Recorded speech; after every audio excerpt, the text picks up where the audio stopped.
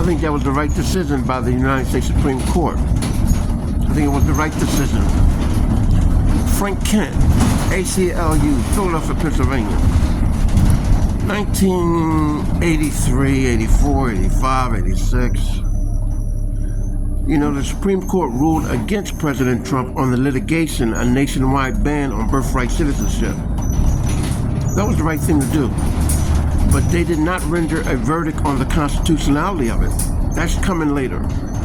The constitutionality is based on the violation. And if it's a violation, which it is, then that means that anything associated or affiliated to that violation will be subject to. So in layman terms, there's no birthright citizenship for violators.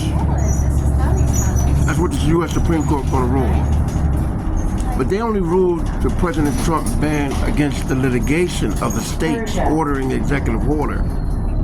They said he couldn't do that. That's obvious because that's the litigation. But the constitutionality of it is that a violation is a violation. And in the coming days, the Supreme Court is going to rule that those who violated the Constitution and birth a child in America, the child is subject to the violation. Therefore, the child is not considered a citizen of the United States.